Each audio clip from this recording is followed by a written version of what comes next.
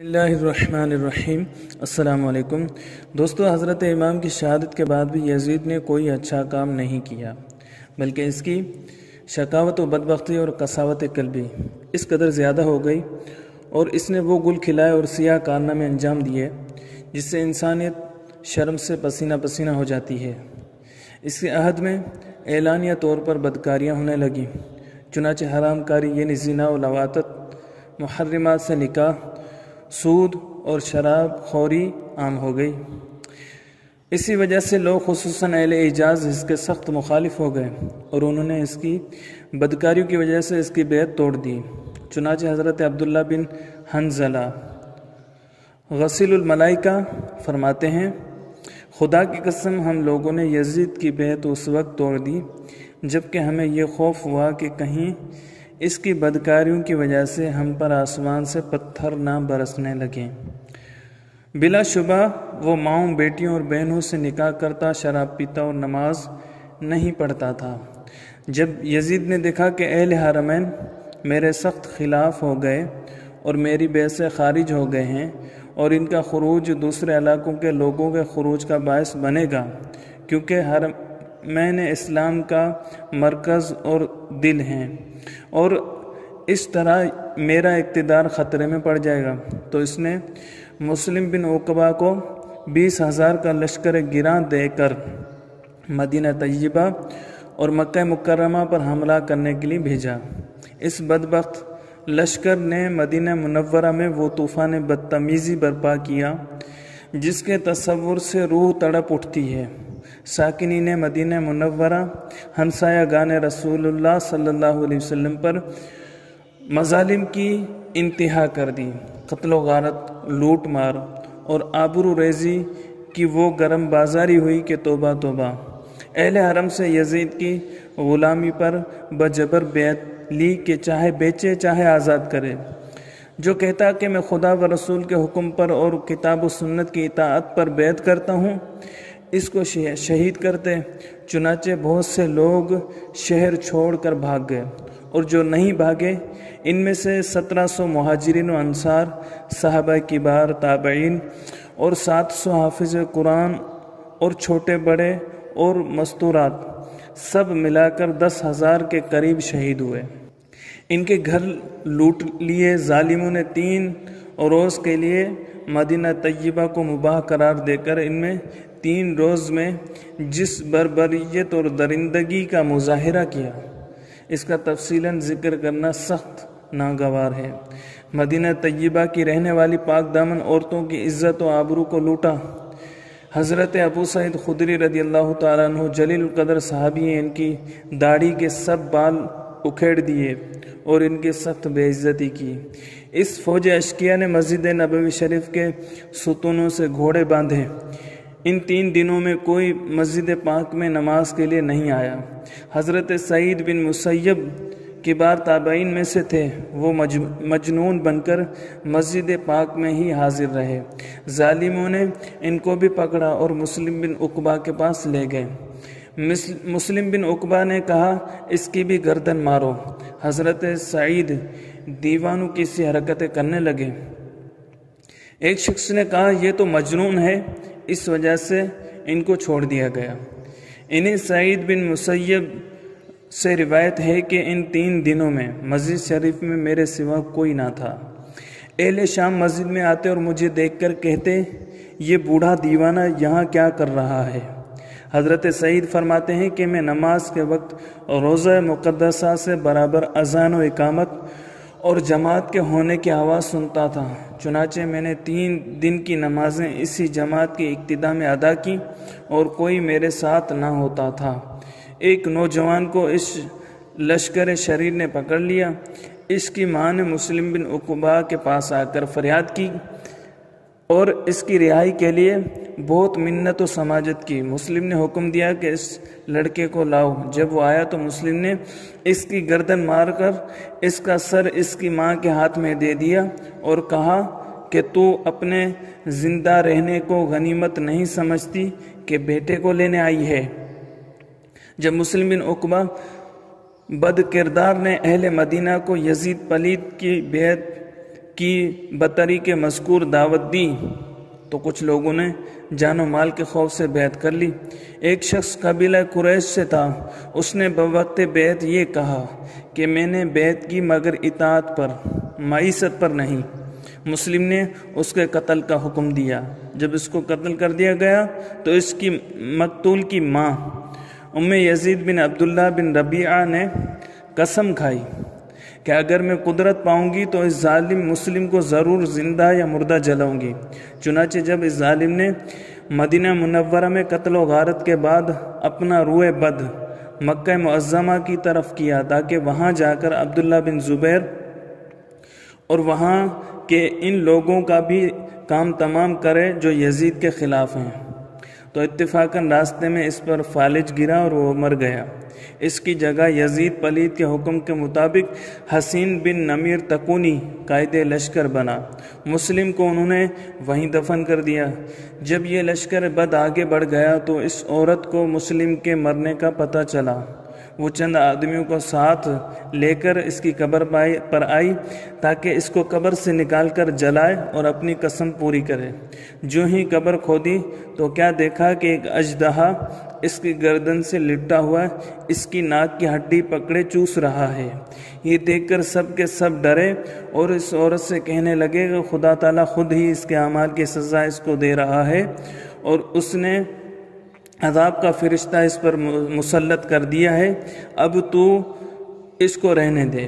اس عورت نے کہا نہیں، خدا کی قسم میں اپنے عہد اور قسم کو ضرور پورا کروں گی اور اس کو جلا کر اپنے دل کو ٹھنڈا کروں گی۔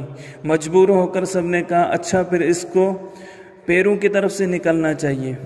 جب ادھر سے مٹی ہٹائی تو کیا دیکھا کہ اسی طرح پیروں کی طرف بھی ایک اژدہا لپٹا ہوا ہے۔ پھر سب نے اس عورت سے کہا اب اس کو چھوڑ دے، اس کے لیے یہی عذاب کافی ہے۔ مگر اس عورت نے نہ مانا اور وضو کر کے 2 رکعت نماز ادا کی اور اللہ تعالیٰ کے حضور ہاتھ اٹھا کر دعا مانگی، الہی تو خوب جانتا ہے کہ اس ظالم پر میرا غصہ تیری رضا کے لیے ہے، مجھے یہ قدرت دے کہ میں اپنی قسم پوری کروں اور اس کو جلاؤں۔ یہ دعا کر کے اس نے ایک لکڑی سانپ کے دم پر ماری، وہ گردن سے اتر کر چلا گیا۔ پھر دوسرے سانپ کو ماری، وہ بھی چلا گیا۔ چنانچہ اس نے مسلم کی لاش کو قبر سے نکالا اور جلا دیا۔ گزشتہ ویڈیوز میں ذکر ہو چکا ہے کہ یزید نے تخت نشین ہوتے ہی گورنر مدینہ ولید بن عقبہ کے ذریعے حضرت امام حسین، حضرت عبداللہ بن عمر اور حضرت عبداللہ بن زبیر سے بیعت طلب کی تھی، اور حضرت امام حسین تو گورنر مدینہ کے بلانے پر اس کے پاس تشریف لے گئے تھے، مگر حضرت عبداللہ بن زبیر گورنر کے پاس نہیں گئے تھے اور اسی رات وہاں سے ہجرت کر کے مکہ مکرمہ میں آ گئے۔ مکہ مکرمہ ہجرت کے بعد سے اب تک وہ حرم کی پناہ میں ہی سکون و اطمینان کی زندگی گزار رہے تھے۔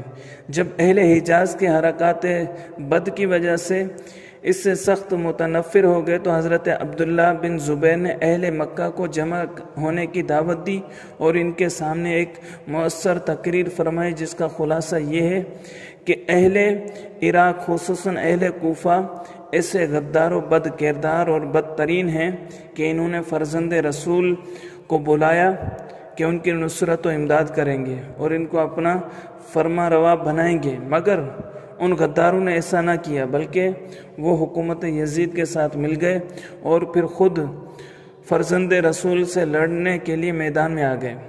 حضرت حسین نے ذلت کی زندگی پر عزت کی موت کو ترجیح دی اور دشمن کے امواء کثیر کے سامنے گردن اطاعت نہ جھکائی۔ خدا تعالیٰ ان پر رحم فرمائے اور ان کے قاتلوں کو ذلیل کرے۔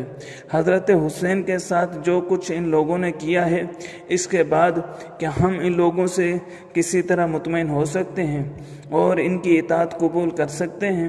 ہرگز نہیں۔ خدا کی قسم بلا شبہ انہوں نے ایسے شخص کو قتل کیا ہے جو قائم اللیل اور صائم النہار تھا، جو ان سے ان امور حکومت کا زیادہ حقدار تھا اور اپنے دین اور فضیلت و بزرگی میں ان سے بہت زیادہ بہتر تھا۔ خدا کی قسم وہ قرآن کے بدلے میں گمراہی پھیلانے والا نہ تھا۔ اللہ تعالیٰ کے خوف سے اس کے گریا و بکا کی کوئی انتہا نہ تھی۔ وہ روزوں کو شراب کے پینے سے نہیں بدلا کرتا تھا اور نہ اس کی مجلس میں ذکر الہی کی بجائے شکاری کتوں کا ذکر ہوتا تھا۔ یہ باتیں ابن زبیر نے یزید کے متعلق کہی تھیں۔ پس عنقریب یہ یزیدی لوگ جہنم کی وادی غی میں جائیں گے۔ اس تقریر کے بعد لوگ ان کی طرف دوڑے اور کہا کہ آپ اپنی بیعت کا اعلان کریں۔ چنانچہ انہوں نے اعلان کر دیا۔ مکہ مکرمہ اور مدینہ منورہ کے سب لوگوں نے سوائے حضرت ابن عباس اور محمد بن حنفیہ کے ان کے ہاتھ پر بیعت کر لی۔ انہوں نے یزید کے تمام عاملوں کو مکہ مکرمہ اور مدینہ سے نکال دیا اور حجاز مقدس سے یزید کی حکومت کا خاتمہ ہو گیا۔ یزید کو ان حالات کی خبر ہوئی تو اس نے ایک بہت بڑا لشکر مدینہ منورہ اور مکہ مکرمہ پر حملہ کرنے کے لیے بھیجا۔ اس لشکر نے مدینہ منورہ میں جو کچھ کیا وہ آپ نے پہلے سن لیا۔ اب اس لشکر شریر نے حسین بن نمیر کی قیادت میں مکہ مکرمہ پہنچ کر حملہ کیا اور 64 روز تک برابر مکہ مکرمہ کا محاصرہ کر کے لوگوں کو قتل کرتے رہے اور منجنیقوں سے اس قدر سنگ باری کی کہ صحن کعبہ معظمہ کو پتھروں سے بھر دیا۔ انہوں نے کعبۃ اللہ پر منجنی کے نصب کر دی اور کعبے پر سنگ باری کی یہاں تک کہ آگ لگ گئی اور کعبۃ اللہ کا غلاف اور دیواریں جل گئیں۔